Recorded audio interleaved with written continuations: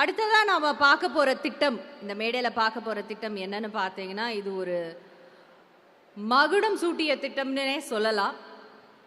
சத்தம் இல்லாம பெரும் எழுச்சியை ஏற்படுத்தி கொண்டிருக்கும் ஒரு திட்டம் இது. அந்த திட்டத்தின் பெயர் புதுமை பெண் தமிழ் புதல்வன். இந்த திட்டம்ல என்ன ஸ்பெஷல் அப்படின்னு பார்த்தீங்கன்னா, நீங்க அரசு பள்ளியில 6வதுல இருந்து 12வது வரைக்கும் படிச்சு முடிச்சுட்டு நீங்க கல்லூரியில சேர்ந்தீங்கன்னா மாதம் 1000 ரூபாய் உங்களுக்கு ஊதியம் வழங்கப்படும். இந்த ஊக்கத்தொகை வழங்கப்படும். இந்த 1000 ரூபாய் ஊக்கத்தொகை எப்படி ஒவ்வொருத்தங்களுக்கு ஒரு நம்பிக்கையா மாறி இருக்கு, அவங்க வாழ்க்கையை எப்படி நல்லதா மாற்றி இருக்கு அப்படிங்கிறத இப்ப நம்ம பார்க்க போறோம். முதல்ல we'd like to invite all the beneficiaries of this scheme, all the students who are pursuing their graduation now. Tamil புதல்வனும் புதுமை பெண்களும் ப்ளீஸ் மேடைக்கு வாங்க. வாங்க.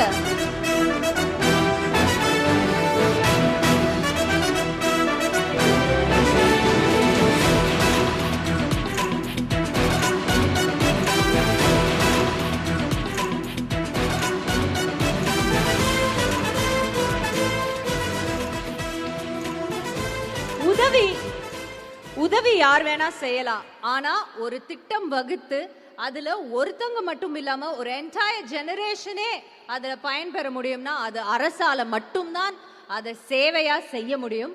அப்படி அவங்க செய்த சேவை, அவங்க கொடுத்த ஊக்கத்தொகை, யூஸ்வலா இந்த மாதிரி ஊக்கத்தொகை கொடுக்கும்போது நீங்க இதை இதுக்காக தான் பயன்படுத்தணும், நீங்க எஜுகேஷனுக்காக தான் பயன்படுத்தணும் அப்படியெல்லாம் சொல்லுவாங்க. ஆனா நம்மளுடைய முதல்வர் ஐயா இல்ல, இது ஒரு ஊக்கத்தொகை. அந்தந்த பிள்ளைங்கள் என்னமோ ஒரு தேவை இருக்கும், அந்த தேவையை அவங்க பூர்த்தி செய்யட்டும், அவங்க நம்மளுடைய கல்லூரிக்கு மட்டும் வந்தால் போதும் அப்படின்னு சொன்னாங்க. எத்தனையோ வீடுகள்ல 1000 ரூபாய் கிடைக்குது இல்ல, சரி நீ படிக்க போன்னு சொல்லியிருப்பாங்க. கண்டிப்பா அந்த 1000 ரூபாவை பெற்று இன்னைக்கு அவங்களுடைய வாழ்க்கையில என்னென்ன மாற்றங்கள் அது தொட்டிருக்குன்னு நம்ம பார்க்கலாமா? வாழ்க்கையில அது எப்படி தொட்டு இருக்கு? யார்கிட்ட? சத்யா. யார் சத்யா? சத்யா ப்ளீஸ். அனைவருக்கும் வணக்கம். என் பேர் சத்யா. நான் கவர்மெண்ட் பாலிடெக்னிக் காலேஜ் வலங்கமான்ல 3ஆம் ஆண்டு கணினி பொறியியல் படிக்கிறேன்.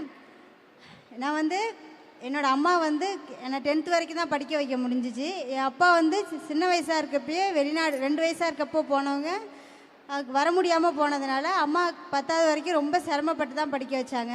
ஆனால் நான் நல்லா படித்தேன். 10th வரைக்கும் நல்லா இன்னும் படிக்கணும்னு ஆசை. அம்மாவால் படிக்க வைக்க முடியலை.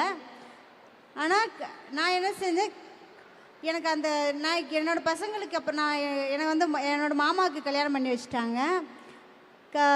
நான் எனக்கு இதே மாதிரி பணம் இல்லாததுனால என்னோட பையனுங்களுக்கு அந்த மாதிரி கொடுக்கக்கூடாது அப்படின்னு நினச்சி நான் என்ன செஞ்சேன்னா, கொஞ்ச நாளாக மாடு வளர்க்க ஆரம்பித்தேன். ஒரு 10 மாடு போல் வச்சு நான் வளர்த்துட்டு இருந்தேன். பணத்தால் என் பசங்களுக்கு எனக்கு நிலைமை வரக்கூடாது அப்படின்னு சொல்லிட்டு, அப்புறம் என்ன தோணுச்சுன்னா, நான் படிக்க வச்சேன் என் பசங்களை அப்படின்னு சொன்னால் எனக்கு படிக்கணும் அப்படின்ற ஏக்கம் எனக்கு போயிடும் அப்படின்னு நினச்சி எனக்கு திருப்தி நானே சொல்லிக்கிட்டேன். ஆனால் அது கொஞ்ச நாள் என்னால் அதை பண்ண முடியலை. அப்புறம் என்ன செஞ்சேன், என் பையனை 10th படிக்க வைக்க டிப்ளமோ சேர்க்குறப்ப தான் எனக்கு நானும் படிக்க முடியும் அப்படின்னு தெரிஞ்சிச்சு. அப்படிங்கிறப்ப நானும் போய் கேட்டு நானும் சேர்ந்துட்டு நானும் படிக்க ஆரம்பித்தேன். அப்போ என்ன சொன்னாங்கன்னா, 17 வருஷம் கழித்து நீங்கள் படிக்கிறீங்க அப்படின்னா உங்களால் படிக்க முடியாது, நீங்கள் எப்படி படிக்க முடியும், எப்படி பாஸ் ஆவீங்க அப்படின்னு சொன்னாங்க.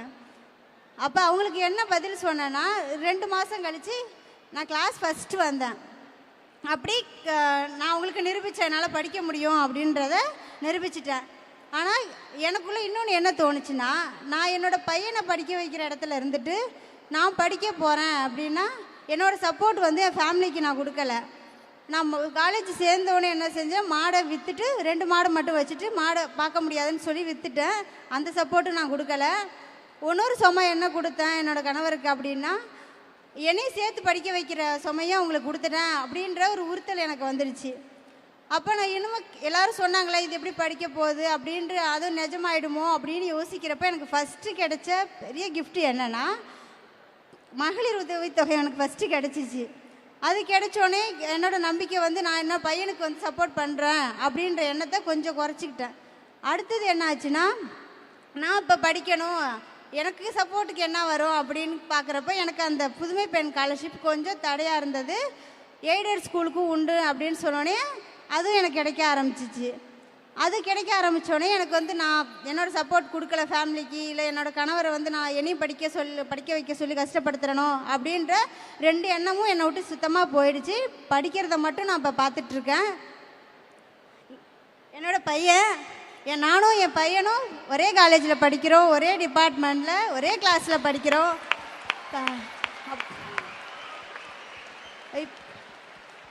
படிக்கிறதுக்கு வந்து வயது தடை இல்லை அப்படின்றத நான் காமிச்சிட்டேன். அதே மாதிரி சாதிக்கிறதுக்கும் வயது தடை இல்லைன்றதை நான் கண்டிப்பாக நான் காமிப்பேன். எனக்கு வந்து இப்போ படிக்கிறதுக்கு இவ்வளோ சப்போர்ட்டாக இருக்குது.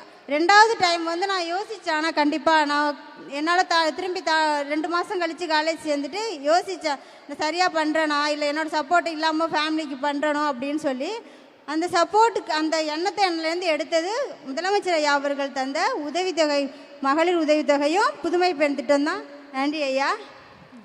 அந்த மாதிரி எனக்கு திரும்ப படிக்க எனக்கு வாய்ப்பு கொடுத்த என்னோடய மாமாவுக்கும் நன்றி சொல்லிக்கிறேன். எனக்கு கல்லூரி முதல்வர் அவர்களுக்கும் அனைத்து ஆசிரியர்களுக்கும் நன்றி சொல்லிக்கிறேன். ஏன்னா இவ்வளோ நாள் கழித்து வந்து படிக்கிறதும் அதுவும் பெஸ்ட்டாக 2nd இடத்துல நான் இப்போதைக்கு இருக்கேன். 2வதாக அது என்னால் கொடுக்க முடியுதுன்னா மாதா பிதா குருன்னு சொல்லுவாங்க இல்லையா, அந்த குரு இடத்துல இருக்கவங்க வந்து எனக்கு எவ்வளோ சப்போர்ட் பண்ணுறாங்கன்னா, மாதா பிதா அவங்களுக்குள்ள சப்போர்ட்டை கொடுத்து என்னை படிக்க வைக்கிறாங்க, அனுப்பியும் வச்சுருக்காங்க. அவங்க சப்போர்ட் இல்லைனாலும் என்னால் வர முடியாது. திரும்பி என்னோடய கனவை வந்து உயிர்ப்பித்த முதல்வர் ஐயா அவர்களுக்கு நன்றியை சொல்லிக்கிறேன். நிறைய பேர் வந்து இப்போ இந்த திட்டம் வந்தோடனே படிக்க அவங்க எந்த இதுவும் பயப்படாமல் வந்து தொடர முடியுது இதனால். நன்றி ஐயா. நன்றி நன்றி. ரொம்ப ரொம்ப சிறப்பாக சொன்னீங்க. 17 வருடம் கழித்து உங்கள் பையனோடையே போய் படிக்கிறீங்கன்னு. ஆக்சுவலி உங்கள் ஸ்கூல்லேருந்து இன்ஃபர்மேஷன் வந்தது சார், பையனை விட அம்மா தான் நல்லா படிக்கிறாங்களாம். பையன் இன்னும் கொஞ்சம் கேட்சப் பண்ணணும் அப்படின்னு சொல்கிறாங்க. கொஞ்சம் டியூஷன் தனியாக எடுத்துருங்க. Thank you ma'am, thank you so much. அடுத்ததாக ரம்யா, இன்னும் ஒருத்தங்க பேச போகிறாங்க. ரம்யா, நீங்கள் பேசுங்க எல்லார் சார்பாகவும். அனைவருக்கும் வணக்கம். மேம் சொன்னாங்க மேலே ஏறி வரோம் அப்படின்னு. என்னை பொறுத்த வரைக்கும் என் லைஃப்பில் ஃபஸ்ட்டு மேலே ஏறி வந்துட்டேன்னு நினைக்கிறேன். ஏன்னா நான் நினைக்காதது எல்லாமே என் லைஃப்பில் நடந்துகிட்ருக்கு. அதுக்கு வந்து உங்கள் எல்லாருக்கும் ரொம்ப நன்றி சொல்லிக்கிறேன். என்னோடய நேம் வந்து ரம்யா. நான் தஞ்சாவூர் மாவட்டம் கோவிலடின்ற கிராமத்துலேருந்து தான் வரேன். நான் திருச்சி மாவட்டத்தில் கவர்மெண்ட் பாலிடெக்னிக் காலேஜில் படிக்கிறேன். என்னோடய அப்பா ஒரு கூலி விவசாயி தான். அவங்களால என்னை ஹையர் எஜுகேஷன் படிக்க வைக்க முடியல. அதனால் வேணாம்மா படிக்காத அப்படின்னு சொல்லி விட்டுட்டாங்க. அந்த கேப்பில் நான் கொஞ்சம் வேலை பார்த்துக்கிட்டு இருந்தேன். அப்போது சேவிங்ஸ் நிறைய பண்ணி வச்சுருந்தேன், எதுக்காவது யூஸ் ஆகும் அப்படின்றதுக்காக. அப்போ எங்கள் மேம் ஒரு நாள் ஃபோன் அடித்து, ஃபீஸ் தானே கட்டிக்கலாம், ஒன்றும் பிரச்சனை இல்லை, வந்து காலேஜ் ஜாயின் பண்ணி விடுங்க அப்படின்னு சொல்லி என்னை படிக்க வைக்க சொன்னாங்க. நான் என்னை காலேஜில் சேர்த்து விட்டு எனக்கு ஃபீஸ் கட்டினாங்க. மற்றபடி என்னோடய எல்லா எஜுகேஷனுக்கும் இந்த ஸ்கீம் மூலியமாக தான் நான் ரொம்ப யூஸ்ஃபுல்லாக எனக்கு என்ன தேவையோ அது எல்லாத்தையும் வாங்கிக்கிறேன். அதுக்கு ரொம்ப நன்றி. இன்னொரு தடவை நான் சொல்லணுன்னா, இந்த ஸ்கீம் எனக்கு இன்னொரு ஹெல்ப் ஒன்று பண்ணியிருக்கு. லைஃப்பில் எல்லோரும் சொல்லுவாங்க அப்பா அம்மாவை எந்த இடத்துலையும் தலைகுனியாக விடக்கூடாதுன்னு. நான் நிறைய இடத்துல என் அப்பா அம்மா கஷ்டப்படுறத கண்ணிலேயே பார்த்துட்டேன். எங்கள் அம்மாவுக்கு காது கேட்காது. அதனால எல்லோரும் சொல்லுவாங்க, காது கேட்காதுல்ல, எதுக்கும் உன் பிள்ளையெல்லாம் படிக்க வச்சுட்ருக்க, இது இப்படி தான் அப்படி தான் வயசான காலத்தில் இப்படி தான் பண்ணும் அப்படின்னு சொல்லுவாங்க. நான் ரொம்ப லேட்டாக பிறந்தது என்னோட தப்பு இல்லைல்ல.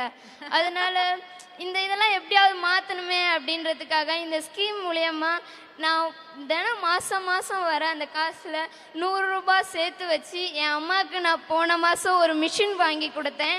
அந்த மிஷின்னால இப்போ எங்கள் அம்மா கேட்டுட்ருக்காங்க. அது எனக்கு ரொம்ப சந்தோஷமாக இருக்குது. இந்த ஒரு ஸ்கீம்னால எனக்கு எங்கள் அம்மாவுக்கு மிஷின் வாங்கி கொடுக்க முடிஞ்சுது அப்படின்னு நினைக்கும் போது ரொம்ப பெருமையாக இருக்குது. கண்டிப்பாக படின்னு சொல்கிறீங்க, கண்டிப்பாக படிக்கிறேன். நான் படித்து இதேமாரி என் அம்மாவுக்கு கண்டிப்பாக காது ஆப்ரேஷன் பண்ணுவேன். எங்கள் அப்பாவுக்கும் ஹெல்த் இஷ்யூஸ் நிறைய இருக்குது. அதுக்கு நிறைய கடன் வாங்கியிருக்காங்க. அது எல்லாத்தையும் இப்போ நான் தான் அடைச்சிட்ருக்கேன். அதே மாதிரி படித்து என் அப்பா அம்மாவை எந்த ஒரு ஹெல்த்தில் ரொம்ப கஷ்டப்பட்டேன். ஒரு பிளட்டுக்காக நான் ஏறாத இடம் இல்லை. ரொம்ப கஷ்டப்பட்டு என் அப்பா அம்மாவை பார்த்துட்டு இருக்கேன். கண்டிப்பாக எந்த ஒரு இடத்துலையும் அவங்கள இழந்துடக்கூடாது அப்படின்றதுக்காக எனக்கு ஒரு சின்ன ஆசை, என் அப்பா அம்மாவை மட்டும் இங்கே கூப்பிடுறீங்களா? வாங்க, எங்க இருக்காங்க? இருக்காங்களா? இங்கே தான் இருக்காங்க, ஆனால் எங்கே இருக்காங்கன்னு எனக்கு நீங்க தெரியல. எந்திரிச்சு நிக்க முடியுமா? எங்க இருக்கீங்க? எந்திரிச்சு நில்லுங்க. அதோ அங்க இருக்காங்க, பின்னாடி இருக்காங்க. எல்லாரும் சேர்ந்து அவங்களுக்கு ஒரு கைத்தட்டல் கொடுத்துடலாம். ரம்யா, நீங்க சொன்னீங்கல்ல அந்த வைராகியம், அந்த தைரியம் தமிழ்நாடு கல்வி தந்தது, அது கண்டிப்பா உங்களை கைவிட்டுறாது. இப்போ இந்த மேடையில ஜெயிச்சதுக்கு அப்புறம் நீங்க சொல்லிட்டீங்க மேலே ஏறி வரோம்னு சொன்னோம். அது நம்ம சிஎம் சாருக்கு நம்ம அப்புறமா சொல்லி காட்டுவோம் அது என்னன்ட்டு. பட் இப்போ நீங்க மேலே ஏறி வந்துட்டீங்க. இந்த மேடையில இருந்து உங்க அப்பா அம்மாக்கு என்ன சொல்ல விருப்பப்படுறீங்க? அப்பா அம்மா கவலைப்படாதீங்க, உங்களை எந்த இடத்துலையும் விட்டுற மாட்டேன். உங்களை தப்பா பேசினவங்க நான் பார்த்துக்கிறேன், ஓகேவா? எந்த இடத்துலையும் கவலைப்படாதீங்க, உங்களை எந்த இடத்துலையும் விட மாட்டேன். இன்னும் படித்து உங்களை நான் நல்லா காப்பாத்துறேன். எல்லாருக்கும் ஒன்றே ஒன்று சொல்கிறேன், ரொம்ப ஒரு மனசில் ஒரு விஷயம் தோணுது. நான் பார்த்தது, எங்கள் அம்மாவை நிறைய பேர் ஹர்ட் பண்ணி நான் பார்த்துருக்கேன். அந்த இடத்துல நான் சொல்கிறேன், எங்கள் அம்மாவை நீங்கள் ஹர்ட் பண்ணனால தான் என்னமோ தெரில, எங்கள் அம்மாவுக்கு மிஷின் வாங்கி கொடுக்கணும்னு எனக்கு தோணுச்சு. கண்டிப்பாக நீங்கள் இன்னும் என்னை பற்றி பேச பேச தான் எங்கள் அம்மாவுக்கு இன்னும் நான் ஆப்ரேஷன் பண்ணணும் அப்படின்னு நினைப்பேன். எங்கள் அப்பாவுக்கு மேலே இருக்க கடனெல்லாம் நான் அடைச்சி அவங்கள ரொம்ப சந்தோஷமாகவும் நான் ரொம்ப படித்து அவங்கள நல்லபடியாக காப்பாற்றுவேன்னு சொல்கிறேன். ரொம்ப நன்றி. Thank you sir, thank you so much. என்னோட லைஃப்பில் ஒரு திருப்பத்தை ஏற்படுத்தினதுக்கு ரொம்ப நன்றி சார். தேங்க்யூம்மா, thank you so much. Thank you Ramya.